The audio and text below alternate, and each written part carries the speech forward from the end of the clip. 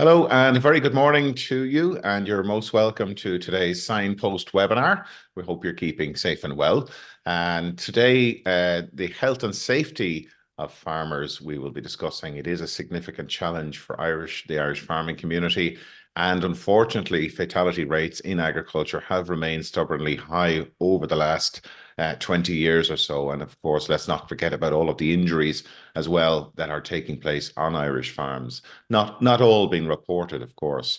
Already 2 people have lost their lives in Irish farms in 2024. Too many, of course, I think you will all agree. So today we'll be discussing managing health and safety on the farm in the busy spring season. And we're delighted to be joined by Dr. John McNamara, who's Senior Farm Health and Safety Specialist with Teagasc, and also Francis Bligh, who's a farm health and safety specialist with Teagasc also. Good morning, John and Francis. You're most welcome. Morning. And Pat, good morning to you. You're going to help us with questions later on. How are you today? Great. Good. Better. Great.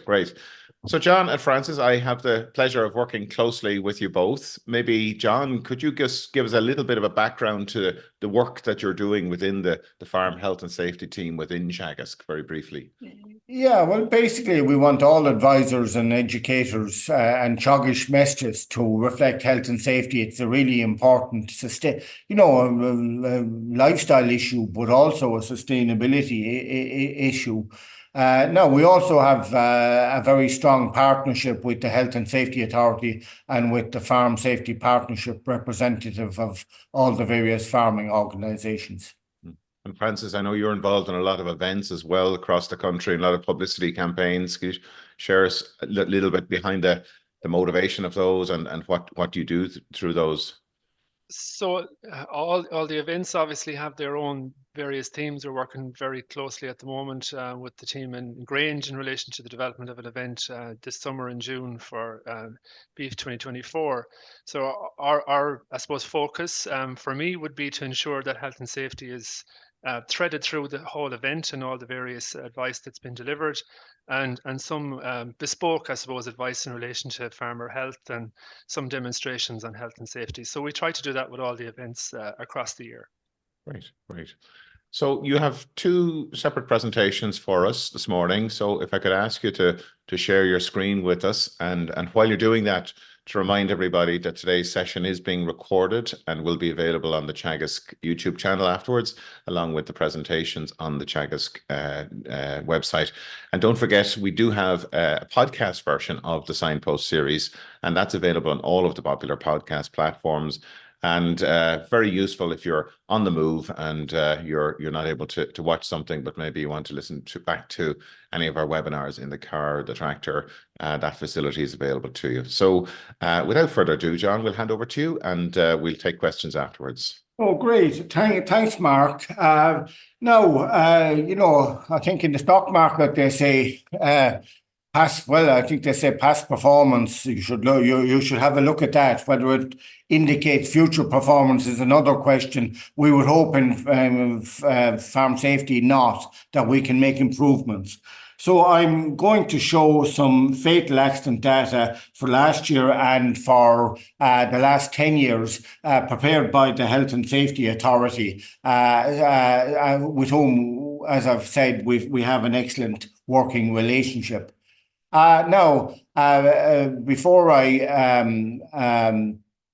go into the data, I'd just like to point out the horrific consequences of both fatalities, obviously, but injury also. Pain and suffering, disability, loss of income, loss of independence, poor health, mental health issues, and dare I say it, worse.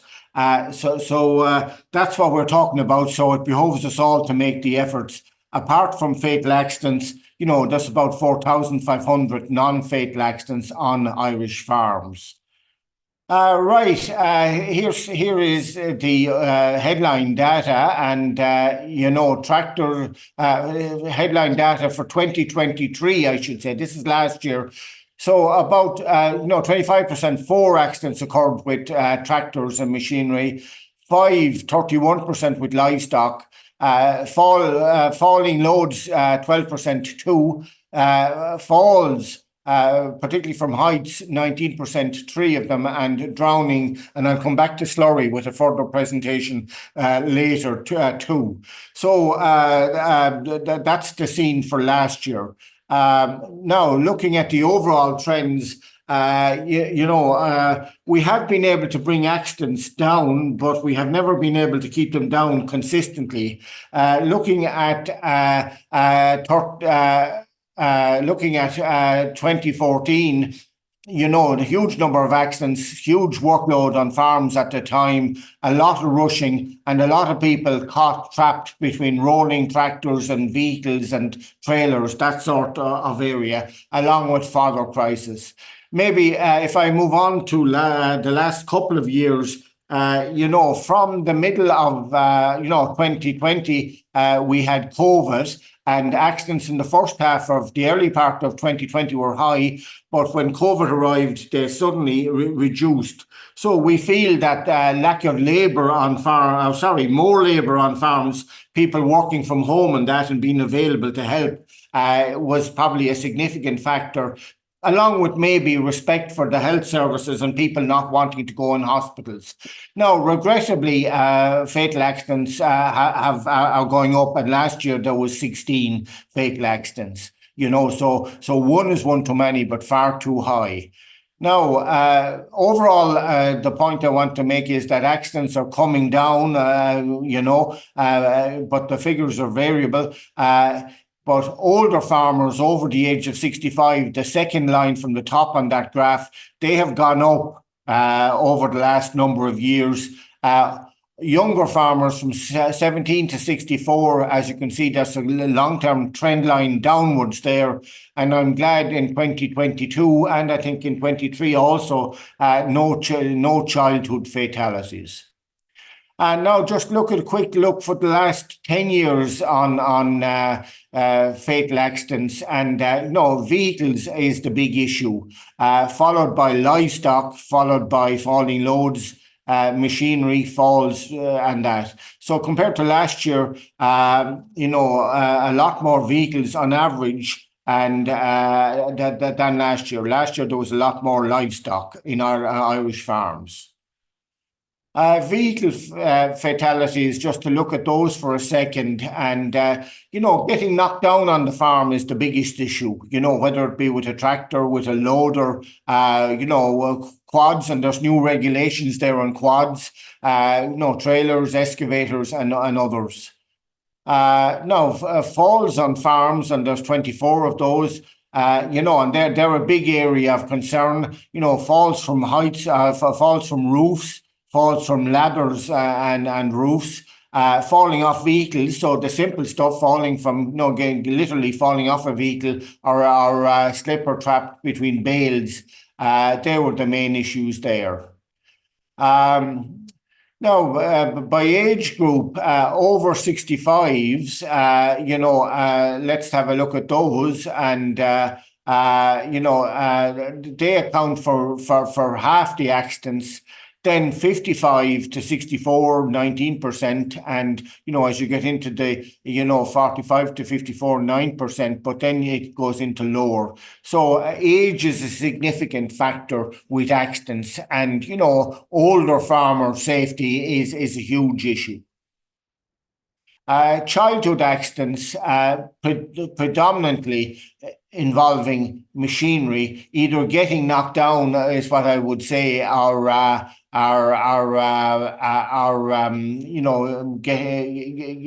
falling off a machine, or a tractor or a vehicle is the big issue there.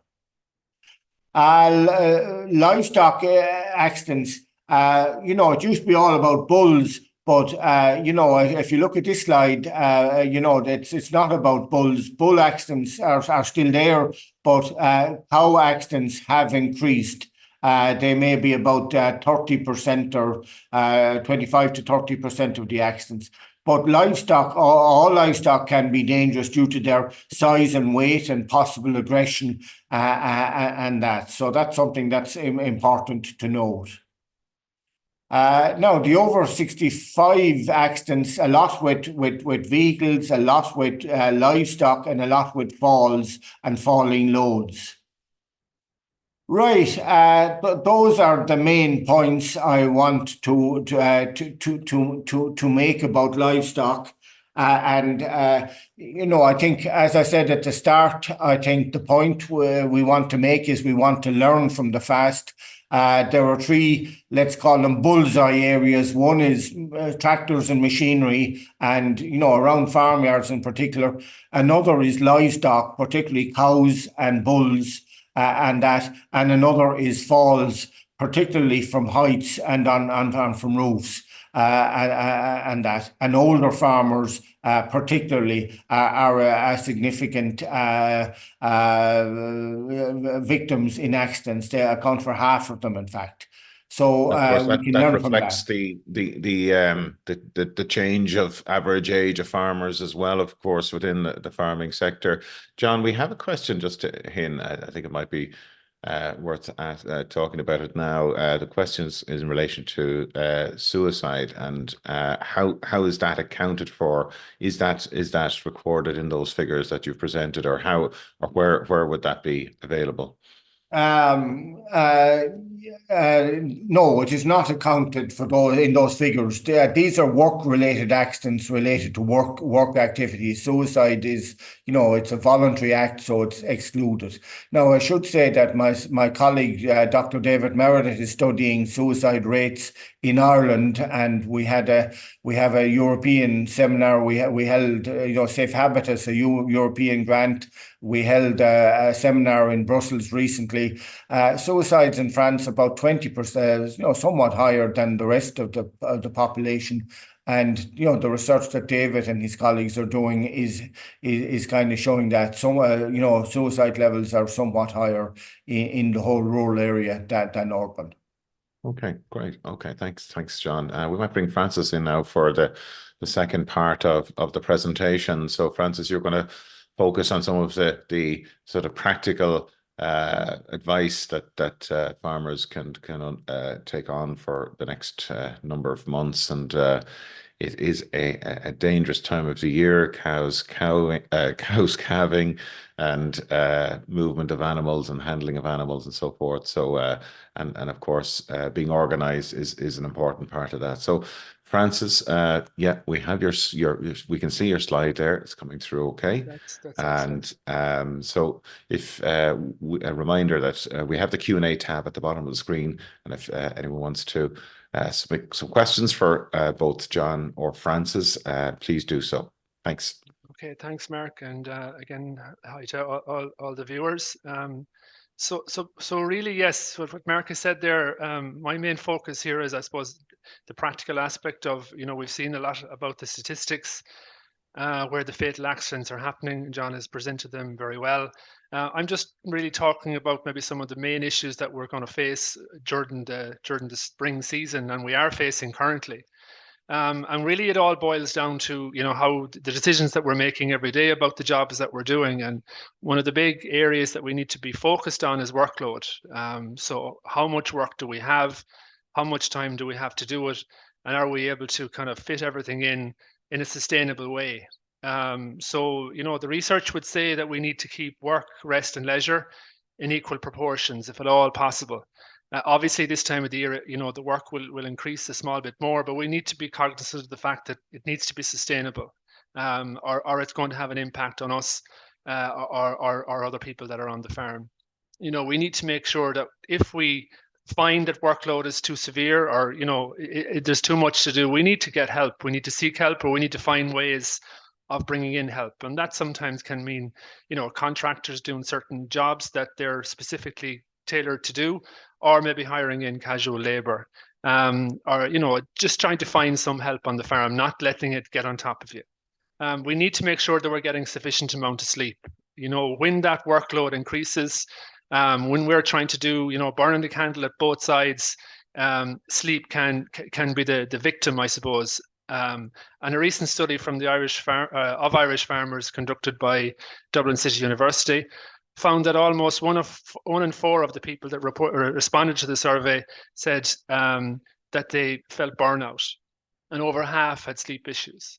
So that's, stark in relation to, the problem that's out there. And at this time of the year, these issues can be even more severe. And if you have too much to do, your head is going to be going through all the various jobs you have done and what you need to do. And that can affect sleep, and it can make it worse. So it's important to kind of take action and try and, manage your sleep and manage your workload. The next step is diet and exercise. It's very important, during busy times, that you plan regular meals, that you're there at a specific time or within a reasonable amount of, at that time, to have your regular meals, and try to avoid snacking. Aim for at least 30 minutes of moderate intensity activity 5 days per week. We are out and we are about as farmers, looking at stock, doing our jobs, and we think, I suppose, that we're getting a large amount of exercise. But when we think about it, really, how much or how many times during the day, do you feel like that your heart is kind of racing a small bit? That physical exercise, and that's what we need to have. We need to be fit. Obviously, being out in the air, it's healthy, but we need to ensure that we have that fitness level as well. And we need to think about that. And obviously, if there's any issues there, we need to kind of regularly kind of visit the doctor and make sure that we're checking them out and that we're getting the regular NCTs. I suppose for a lot of farms at the moment, going across all the industries, whether that be dairying, beef, and also some tillage farms, calving is a busy time of the year. So what are the main messages we have there? It's, again, think about the job you're doing, risk assess what you're doing every day, and don't rush in. Identify animals that, before you rush in to help an animal that might need assistance with calving, identify what she's doing, think about her temperament before you help her. Obviously, before, try to make sure that she's in good health. Vaccinations are important to prevent issues associated with weak calves and maybe scours, and, that will increase your workload. So good healthy animals will reduce workload. Make sure you have your calving pen, but also make sure that you use it. The Health and Safety Authority would tell us that, their inspectors find that a lot of farmers have calving gates and calving pens, but not always are farmers using them. So it's important to make the decision to move animals into them pens and use them. Always keep that physical barrier between you and the cow. And that also means when you're tagging the calf or doing anything else with the calf, make sure there's a physical barrier between you and the calf, and the cow, sorry. Always seek help. If you find that the task is challenging, and sometimes that can happen as you get older, it's always seek help, and always make the decision, that as you get older, that maybe the number of cows that you have need to be reduced, or maybe you're not able to deal with cows calving anymore. So these are kind of decisions that we need to be making as we get older. John talked a lot about, those accidents, the increase as we get older and our mobility reduces. Safety at lambing time, again, good healthy animals will reduce workload. So spend time and devote time to making sure animals are in good condition, and that they have the correct vaccinations and their good health status. Make sure you have the lambing facilities in place. Make sure they're well maintained and secure. Good lighting. If you're out early in the morning or late at night, you need to make sure that the lights are in place. Get the electrician in, replace the bulbs, any wiring that needs to be fixed up, get them to do that as well. Have facilities in good condition and manage things well. The lambing cameras are excellent. There's a grant there, 60% grant at the moment through TAMS 3 for calving lambing cameras, and also for upgrading lighting. They're great for reducing the number of times you have to come into the shed, and obviously, it'll help you maybe, take a little bit more rest time.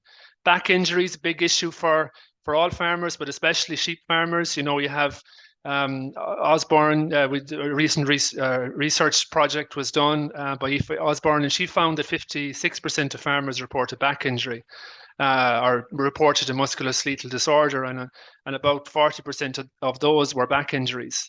So, try to make sure that you have good facilities, that you're not running around the shed trying to get sheep into pens, that you have the gates in place, that everything is in control, is done in a controlled manner. Zoonotic disease is very important to consider. Again, the vaccinations are for your sheep is very important. Also, hygiene for yourself.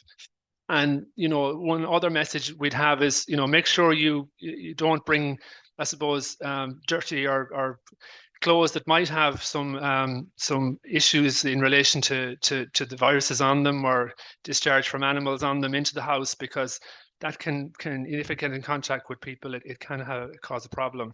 You know, you have toxoplasmosis and different things like that that can cause a problem. So, you know, hygiene is very important. Use your protective clothing. Take it off before you go into the house, and wash before you go into the house, and use your gloves. John talked about the other big issue in his statistics there in relation to farm vehicles. So very busy at the moment. You know, jobs are being done, and John will talk about slurry. But there's other issues. I suppose jobs being done on the farm with machinery. And those blind spots are the big issue that we want to try and ensure that farmers are aware of. So being knocked over and being crushed by tractors and farm vehicles is where a large number of the deaths are occurring, and the HSA, Health and Safety Authority, are finding that. Again, John mentioned quads. You know, every person that operates a quad on a farm now must have training complete, and must also risk assess the job before they use the quad, and they must also wear a helmet. So it's important to consider that. You know, again, we do a lot of work, I suppose, trying to emphasize the importance of drivers being aware of the blind spot and family members being aware of blind spots around tractors and machinery. So if there is activities on the farm at the moment, like slurry, like tractors moving and operating, smoke spreading, cleaning out sheds, make sure children are kept very far away from the activity, that they're supervised, and that other people that are on the farm, that they make sure that they keep a safe distance away from operating machinery, because those crush injuries and you know, people being knocked down by tractors is a big issue, and it's something that we need to focus on and try to reduce injuries in this particular area. I suppose we're into the season now for fertilizer spreading, and to thinking about it and making it happen. Again, workload, it's one of the main questions that we try to ask farmers. Do you have time to spread the fertilizer? You know, are you very busy at the moment? Is it something that you can get a contractor to do? You know, they can take it on as a specific project for themselves. And when they get used to the farm and where to go and the rates you're putting out, then it's something that you don't have to be thinking about.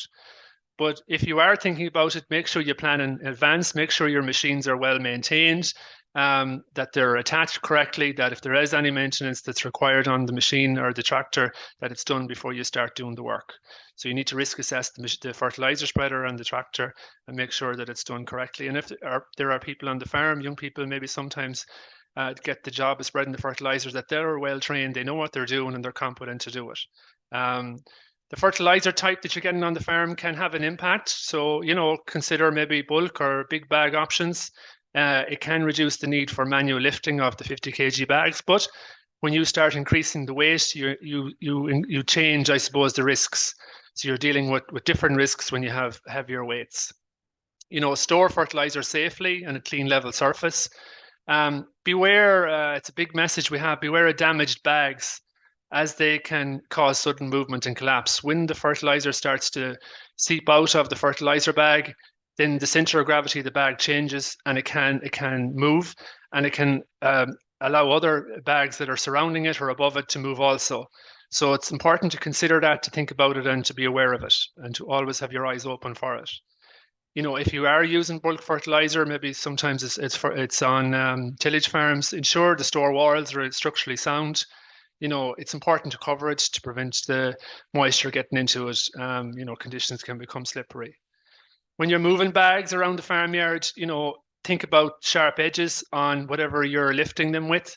You know, there is equipment available that are specifically designed for moving the large bags. The hook needs to be well rounded and no sharp edges. Obviously, it's very important to never stand under or close to raised bags. Always keep that little bit of distance, that if something goes wrong, that you're not in the crush zone. Complete the task and lower lifting equipment. So obviously, when you start the process of putting fertilizer into the fertilizer spreader and you lift the bag, make sure you continue until you have the job done, or at least leave the bag down and make sure it's safe. Don't leave it hanging in the air. You know, if you're not there, or if you're not close to it. When emptying bulk bags, it's recommended not to cut from the base of the bag, just cut a little bit above the base, or to the side of the base, 15 centimeters above the base in an X, and let the fertilizer out. There is a large number of different types of knives that you can get that mean you don't have to be reaching in underneath the bag to allow the fertilizer to come out.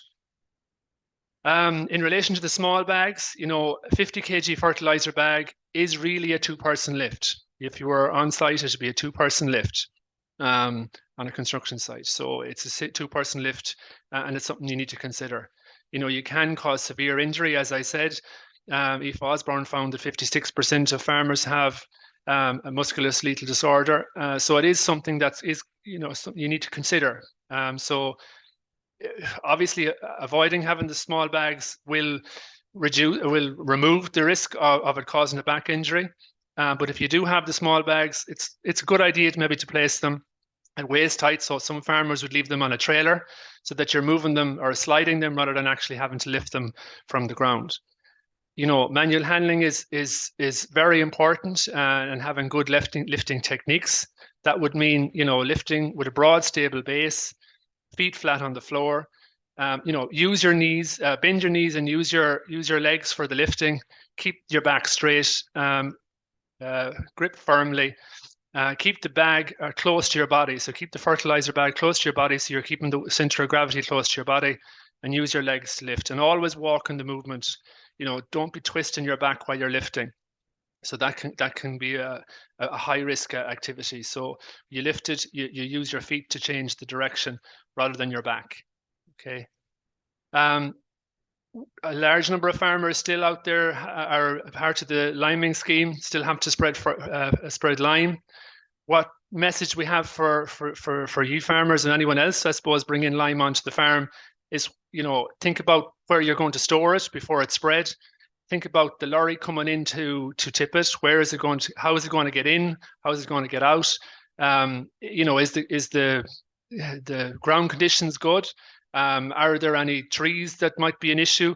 Are there any overhead power lines? Think about egress and access and egress of the lorry. Again, for people that are loading, they like areas that have slopes. They don't want to be on the side of public roads. And again, overhead power lines are a consideration as well. So just think about that and advise the lime contractor of any high risk areas on the farm. And if you're in that activity yourself, use a dust mask, use the mask and the eye protection. We have a series of videos that we really would encourage people to go on the Teagasc website and view. There's about 22 videos on all types of different aspects of farm safety. And it's something that we really, really would encourage. There's a very good video, just as an example, on farm vehicle safety and blind spots. So yourself will learn as a farmer, but if you have young people on the farm or other workers, encouraging them to view the videos is a very good idea. So they're just some messages, Mark, that we have for people this spring. Great, thanks, Francis, and thanks, John, as well. We have a few questions coming in now, but please do keep your questions coming through. And a reminder to people that there is a huge amount of resources available on the Teagasc website, including those videos.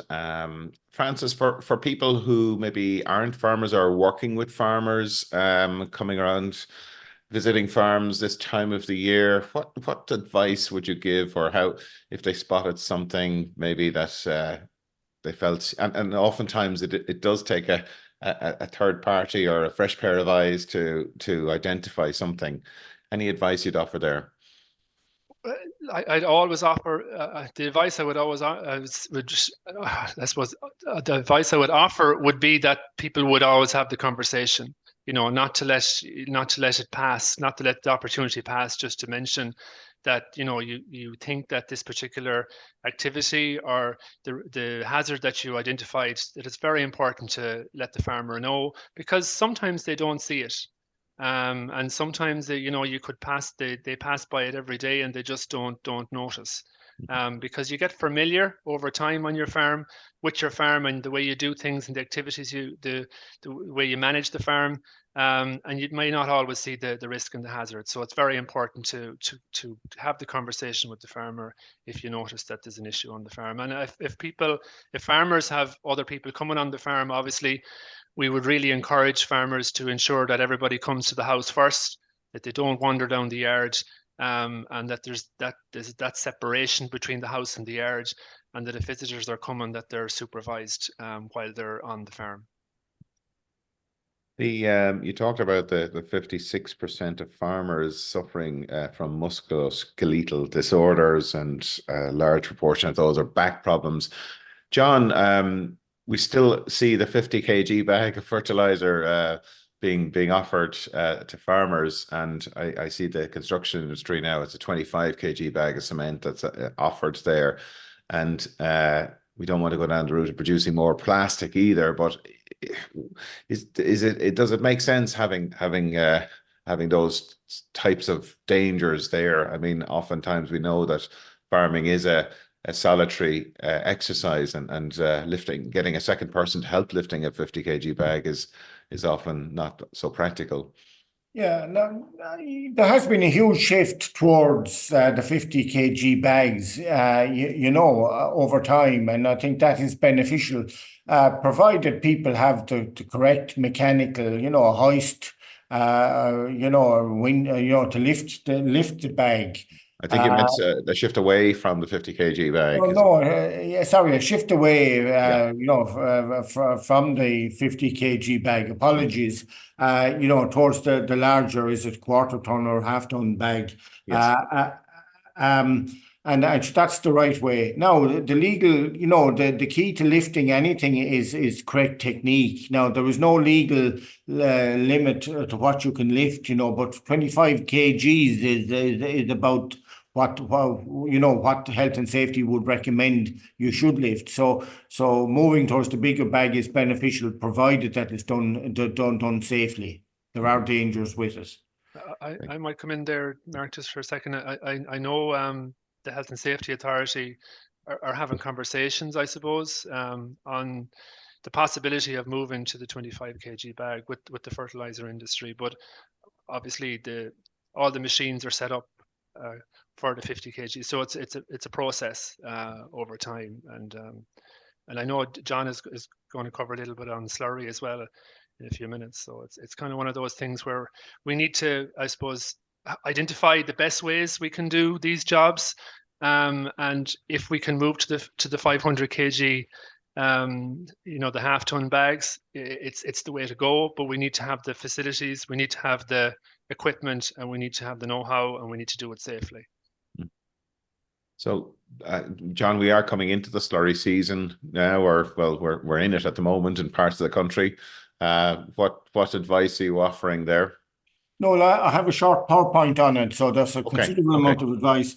Maybe I see John Flynn has answered a question there, asked me a question, about accidents coming down and that. No, but John, the issue is, no, we have brought accidents down, but keeping them down is the challenge, And anytime there's high awareness and people are kind of exercised about safety, they come down, and then people get kind of, let's call it complacent, or they forget about accidents, and they tend to go up again.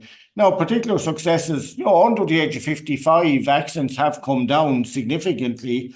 Power shaft, now there has been one this year, but but power shaft accidents have come down. So we have successes. But they're being replaced by other issues, particularly tractor knockdowns. Now, just about accidents, like they're really caused by the impact of energy, whether it's a power shaft or a bag or whatever falling on somebody. And I think just from Francis's talk, like you really have to be alert the whole time to avoid accidents. You need good behaviors, but you also need good facilities. Let's see. Sorry, apologies here.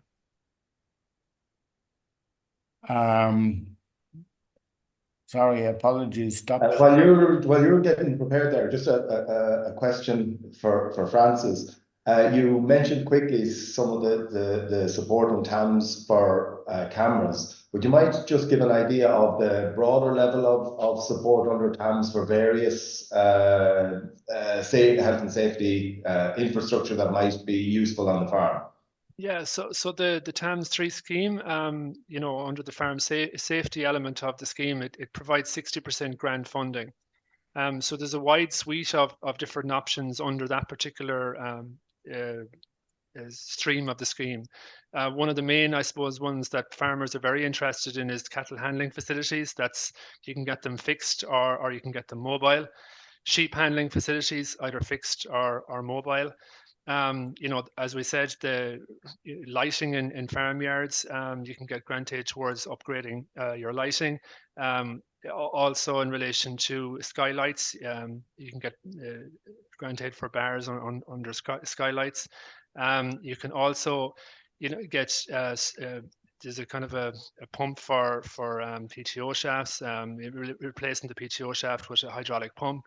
So there's a large number of different elements there. And what I would say is I'd encourage farmers to talk to their advisor if there are any types of work that they'd like to do on the farm, to see if there's grant funding available to help them and support them to get that equipment on site. The calving pin, I should have mentioned, the calving pin is one of the big issue areas that you can get, that we're really encouraging farmers to consider, and the calving gate and head scoops and backing gates, and backing bars, anti-backing bars. So they're all there at 60% grant funding for all farmers that have the BIS application. You ready to share your screen there, John?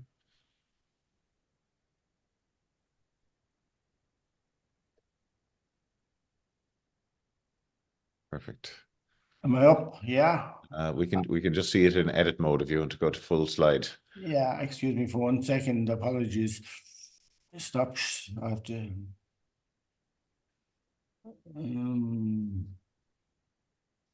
Just while you get yourself ready and put it up while we're talking, Francis, just if I look at the car now, there's all kinds of sensors on the car to identify where people are around the car and a lot of dangers. But is there any similar development in farm machinery to try and alert, or is it just does it just get too confusing? Well, when we talk to the Health and Safety Authority, they will always say, like, they've tried the sensors, they've tried the cameras, they're all useful. They're all brilliant in relation to if they're on the equipment. Some of the bigger loaders will have sensors for people around them. Some of the bigger machines in relation to balers and tankers will have cameras on the back of them so that you can kind of see where you're reversing, and you'll have monitors in the tractor.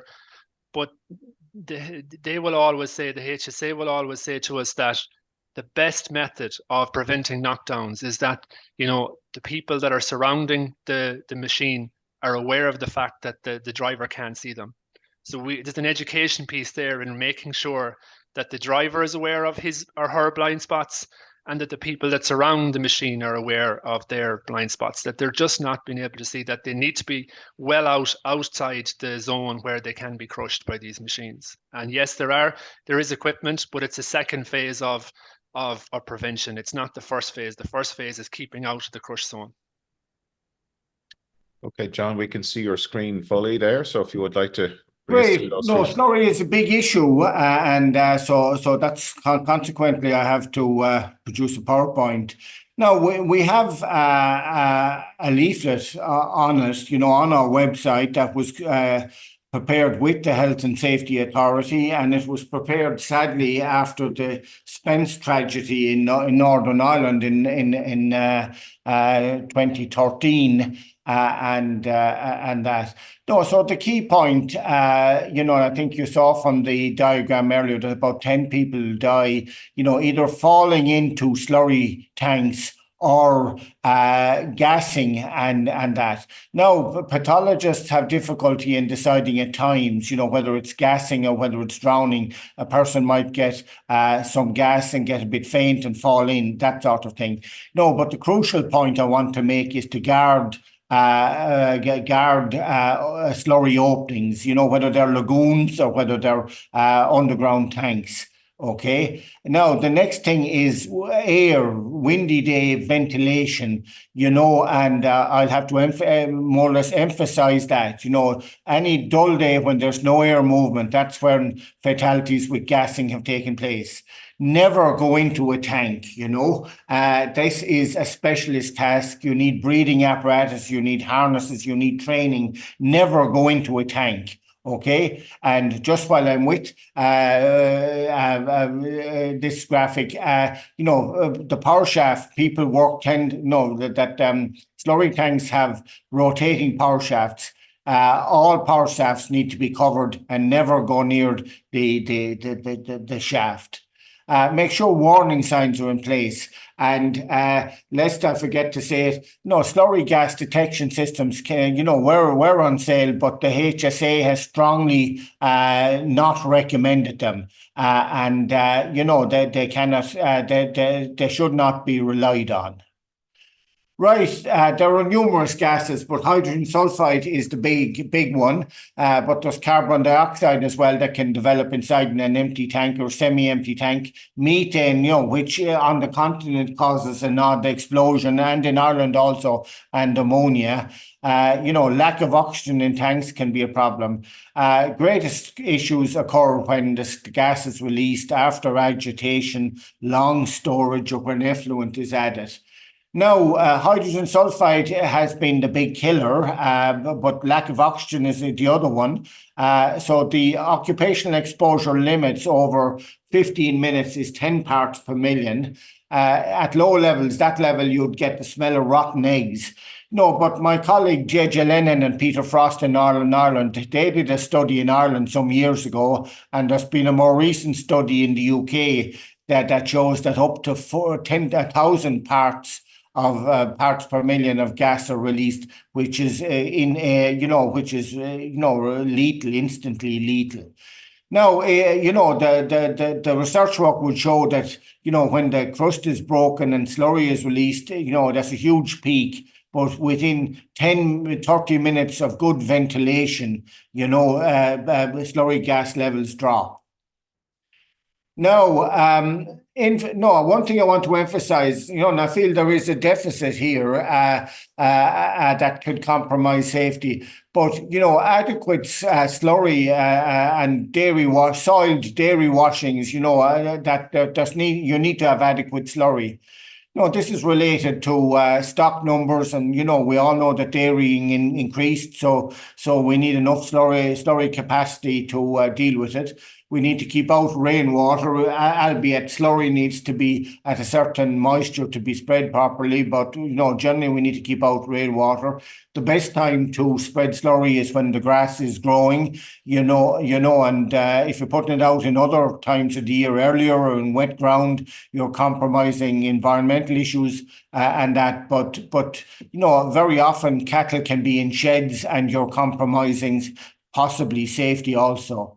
No, the weather has changed, and there's a lot of rain at different times of the year now, and we need to account for that when we're calculating slurry capacity. So I'm saying overall is investment is needed, I believe, on farms. Right, just with buildings particularly, pipes or channels or cracks, from slurry tanks leading to other buildings can be highly dangerous, where slurry gas is blown into them and, it can actually concentrate in those areas, and there have been a number of instances in Ireland related to this. So, the buildings need to be checked as well. Air movement and blowing over slurry, that can, unless the gas can dissipate into the air, then it can build into lethal levels. Now, slurry movement, around farms, there's road usage, pipes crossing roads, using the bigger tankers with the trailing shoe, that adds maybe 1.5 tons to the back of a slurry tank. So that can change center of gravities, and, a good solid tractor is needed to control it, and care is needed on slopes and that. And, when I'm talking about slurry, just to remember hygiene, the tank spread infections. So washing facilities, covering cuts, having a first aid box, all that is important. So there is an excellent leaflet, or a sign, I should say, available from the Health and Safety Authority. And, we would encourage people to get that, download that sign and, put it up. And more importantly, to remember the key messages which are spelt out on it.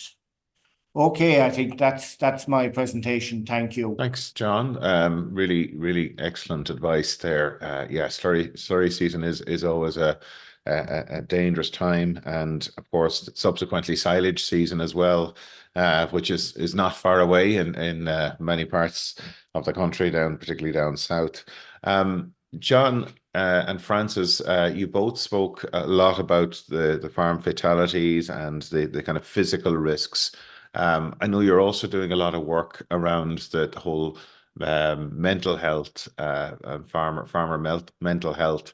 I attended an excellent session organized by one of our colleagues there recently, and it was very, very practical steps of what farmers could do to address some of those stress issues. And I do see some questions coming in from our audience this morning related to that topic of reducing the stress and those pinch points of the year. Maybe both of you would like to comment on that. Yeah, sure. I'll go first. And there's two aspects to stress. One is farm-related stress, right, due to farming, and the big issues there, quite frankly, are workload. People are busy. It can, put them, they lose sleep and that sort of thing, and stress can build up. Mental health issues can build up. Another one is, let's call it paperwork or bureaucracy or whatever you want to call it, but advisors are there and consultants are there to help people with the type of farming that has to be done now on paper.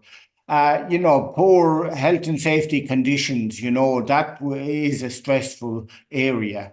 And poor health, causing disability, and that, if people are in pain, that can cause stress also. So I would say we have a leaflet, Positive Mental Health, is available on our website. But, advisors and consultants are available to help with farming issues. Now, there's a personal side to health as well. And what advisors and consultants can do there is signpost farmers towards health agencies. And a doctor is generally the port of call for the health services.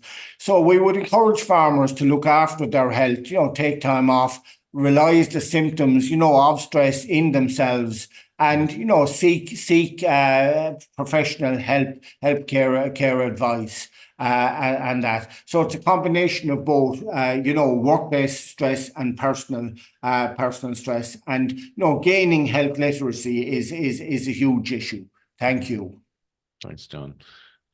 Francis? Yeah, so just to follow on from John, and John has it very well covered in relation to the main points. But maybe back to what I was saying in relation to workload, it's, if you can kind of manage your farm in a way that makes it efficient, I suppose, and you try to avoid that increase in workload. And that would mean maybe, as we said, talking to the contractor, what type of jobs can they do to help? And I know there's a financial implication for that in relation to, you have to pay these people to come in to help you. But if you do find that stress is a problem for you, then it's important not to let it fester and not to let it build, not to let it get worse. It's important to make the decision to talk to people, talk to your advisor, see if they have maybe some pointers that they can give you in relation to ways to reduce the stress levels on the farm. There is advisors, there is an on-farm ground training being provided by the Department of Health and the Department of Agriculture for advisors over the next 3 years. Now, some advisors have already gone through it, but that's largely to encourage advisors to talk to farmers and to help farmers with stress and to help them manage stress. So that's important. And the other thing, I suppose, for people watching is that you may not be the person that's feeling stress at the moment as a farmer, but your neighbours might be, and it might be a good idea maybe to stop the car and let down the window if you see them, opening a gate or along the road, and have a conversation and a talk with them. Sometimes loneliness can be an issue as well. So, you might not be the person that is feeling the stress, but you might have a positive impact on someone that is feeling stress. And you might be able to kind of, nudge them in a certain direction for them to help themselves. All we can do is try to help. Francis, yeah, no, really, really solid advice there. Pat, lots of Yeah, questions coming in a there. couple of questions coming in relation to the potential role of knowledge transfer groups to highlight. And there's one question each on both the stresses and mental health issues, but also on a proactive approach of discussion groups going around the farm and trying to engage in activities of identifying issues, I suppose, to support an individual farm, but also to raise the awareness. So what role potentially is there for those groups? No, absolutely. And, there is a huge volume of material there, and the Department of Agriculture, who specify the requirements, want mental health covered, on these events, at these KT events. No, I would say generally like that discussion groups, KT events are absolutely hugely important in promoting, adoption towards health and safety, both in changing farmers, helping farmers to change their own mindsets and to see issues on their farms, and let's say 14 or 15 pairs of eyes is much better than one. And like, improved adoption has been well shown around KT and our discussion groups. So we'd encourage totally. There's a question there, and it specifically calls out chainsaws and the fact that farmers don't tend to have the proper safety equipment. How good are farmers at ensuring that they have the safety equipment that supports them in the various jobs they're doing? I might take that, Pat. Yeah, So obviously with chainsaws, we are really, really encouraging all farmers that have a chainsaw to go and get on a training course and learn how to use the chainsaw correctly, and learn the various pieces of equipment that they need to keep themselves safe, and how to manage them and how to use them and how to protect them. There's a large number of different pieces of equipment that keeps the chainsaw safe and also will help to keep the operator safe. And then there's a large amount of knowledge required in relation to the types of cuts and different ways of managing different types of timber. So, really what we'd say there is that obviously having the boots, obviously having the chainsaw trousers, making sure you have the gloves and the helmet and the ear protectors, but knowing how to use them and knowing why you're using them is just as important. So taking the time out for a day to go on a training course is very much time well spent. And widely, I suppose, across agriculture, there is that make do attitude. Like I have this job to do, I have this type of equipment, I'm going to make it work one way or the other if I can at all possible. And that can cause challenges, and that does cause a risk, and that will increase the hazard. If you're trying to use equipment for the wrong purpose to do a particular job that it's not designed for, then you are increasing the risk. And it is something that, we do try to encourage farmers to make sure they have the correct equipment for the types of jobs they're doing. And make sure they have the competence to do the work, they have the skills, and they understand the type of challenges that are associated with the work, and they don't put themselves or anybody else at risk. Yeah, and I think it's taking that moment to think about, what sort of time do I need to allocate to this job here? From rushing, of course, leads to problems as well. Francis, you mentioned about the chainsaw training courses. You also mentioned quad training. Where can those courses be accessed? So there's a large number of training providers across the country advertising the course for quads. So all every farmer that has a quad on their farm and that is functional and they use or intend to use it must have a training course complete. And any other person on the farm, whether that's sons or daughters or any other person that might be working on the farm, if they use the quad, they must have the training completed as well. And what really that means is that farmers need to, look at in their local co-op. There's usually signs up. There's usually signs up in the local Teagasc offices. If they go online, if they're tech savvy and go online, they can put in quad bike training, and a number of different service providers will pop up. And it's usually most providers are providing a course, a one-day course for people that have experience of using a quad, and it can be a 2 or maybe a 3-day course for people that don't have any experience of using the quad. And the legislation also requires farmers to have a safety helmet, and also to ensure that they do a risk assessment before using the quad.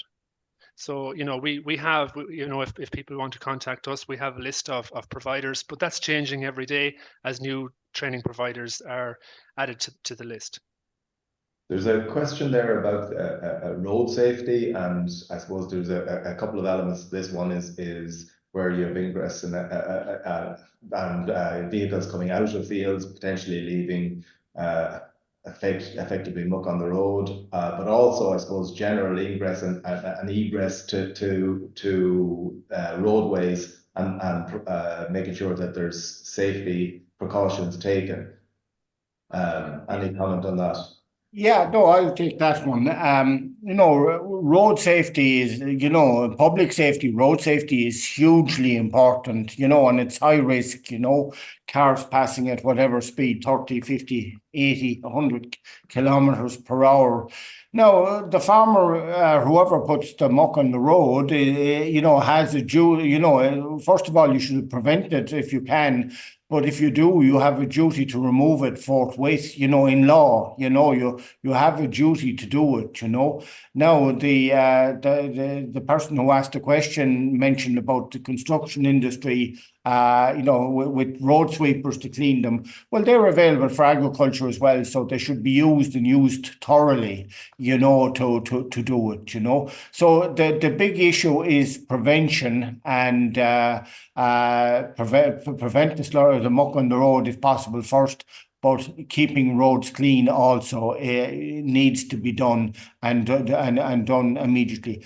I just mentioned as well, like warning signs are and that, bollards, those kind of areas are hugely important, but you need a license to put something on the hard surface of the road, but they can be put on the, on the sides of roads, on the ditches, on the, the edge of the road, the hedgerows and that sort of thing. Okay, thank you. Okay, I think we've time for one more question, Pat. Yeah, no, there's I suppose a question about farmers. You talked about fitness, and I know there's a local group near us. There's a farmer group who, a number of them have back problems, and they took on a combination of Pilates and yoga to try help them, and found it very beneficial. And a lot of people might kind of snigger at a farmer Pilates group, but I think the point you make about fitness and appropriate fitness and I suppose therapeutic fitness has a potential role to play for farmers. Absolutely, yeah. Maybe could I just quickly comment? We have an article coming up in today's farm in that area, but farmers are getting lots of steps, maybe 14,000 steps a day on farms, but they're not getting moderate to vigorous exercise. So what you say, Pat, all those areas of exercise, are very worthwhile and useful, going to the gym. And, the article we have focuses on increasing moderate levels of exercise. Thanks. To encourage the cardio side of things. Yeah. Look, we are out of time. Francis and John, thank you so much for joining us this morning. Really useful advice there, but also on the big picture of the numbers accidents and fatalities that are occurring still on Irish farms, and that older age group at a particular risk. So I wanted to say thanks to Mary O'Loughlin and Yvonne Maher in the background as well for helping us out. To reminder also that the applications are still open for the Teagasc Environmental Sustainability Awards. The closing date for that is the 29th of February. So if you or you know somebody that might be eligible or interested, do visit the Teagasc website for full details on that. It's an online application process. Next week, we're going to be joined by Tom Houlihan, who's our forestry specialist, and he's going to be talking to us about forest creation options on the farm, which is particularly relevant given that there is a new series of schemes that have been launched by the Department of Agriculture. So that will be of particular interest to anybody who's thinking about planting forestry, or they have clients or people they know who are considering that as an option. So until next week, have a good weekend, and we will talk to you again. And a reminder as well that all of the content from today is available on the Teagasc website, and of previous webinars, you can go through all of the archives for right back to 2020 to 2023. So please do, if you want to avail of those presentations and videos, they're all there to be used. And we encourage anyone who wants to use them with groups, you're welcome to do that as well. So we'll leave it at that, and thanks again to everybody.